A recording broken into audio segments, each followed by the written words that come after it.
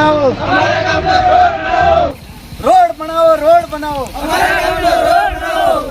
Road बनाओ, road बनाओ, बनाओ, रोड बनाओ, रोड बनाओ, रोड बनाओ, रोड बनाओ, रोड बनाओ, रोड बनाओ। છોટાઉદેપુર જિલ્લાના કવાંટ મધ્યપ્રદેશ અને મહારાષ્ટ્રને જોડતા 15 કિલોમીટરના માર્ગ ઉપર ઠેર ઠેર ખાડા પડી જતા વાહન ચાલકો અને લોકો હેરાન પરેશાન થયા। છોટાઉદેપુર જિલ્લાના કવાંટ તાલુકાના નવલાજા રેંગા મધ્યપ્રદેશ અને મહારાષ્ટ્રને જોડતા 15 કિલોમીટરના રોડ ઉપર ઠેર ઠેર ખાડા પડી ગયા છે। ગુજરાત મધ્યપ્રદેશ અને મહારાષ્ટ્રને જોડતા રસ્તા ઉપર ઠેર ઠેર ખાડા પડી જતા વાહન ચાલકો અને લોકો હેરાન પરેશાન થયા છે। 15 કિલોમીટરના માર્ગ ઉપર ઠેર ઠેર ખાડા પડી ગયા છે। છેલ્લા 10 વર્ષથી લોકો મુશ્કેલીમાં મુકાયા છે। દરરોજ અહીંયાથી હજારોની સંખ્યામાં વાહન પસાર થાય છે।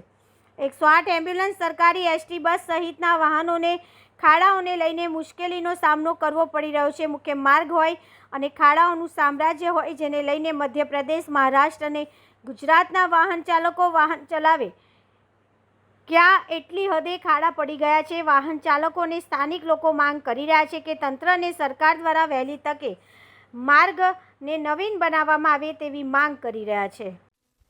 છોટાઉદેપુર જિલ્લાના કવાંટ તાલુકાનો આ રોડ છે, જે કવાંટથી મધ્યપ્રદેશને જોડતો આ રોડ છે, જે ખૂબ હમણાં જર્જરિત અને ખૂબ ખાડા પડી ગયેલા રસ્તો છે, જેમાં અમને ખૂબ તકલીફ પડી રહી છે। કારણ કે ખાડા એટલા છે કે ગાડી ક્યાં ચલાવવું એ જ નથી સમજ પડતી।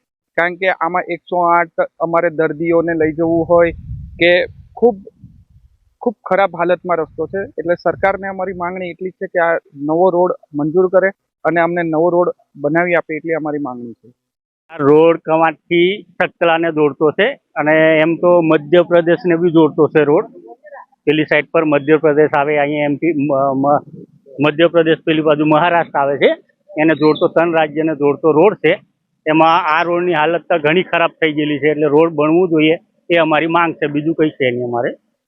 કવાંટ તાલુકાના નવાલજાથી મેન રોડ, કવાંટથી રેંડા રોડ મધ્યપ્રદેશને જોડતો રોડ છે। આ રોડ ઘણા સમયથી બિસ્માર હાલતમાં છે, એટલે સરકારશ્રીને અમારા નાગરિકો દ્વારા અપીલ છે કે સરકારશ્રીના લાગતા વળગતા અધિકારીઓ કોઈ બી હોય, જે બી હોય, એમને અમારી રજૂઆત છે કે વહેલામાં વહેલી તકે સારી ક્વોલિટીનો રોડ બને એવી અમારી રજૂઆત છે।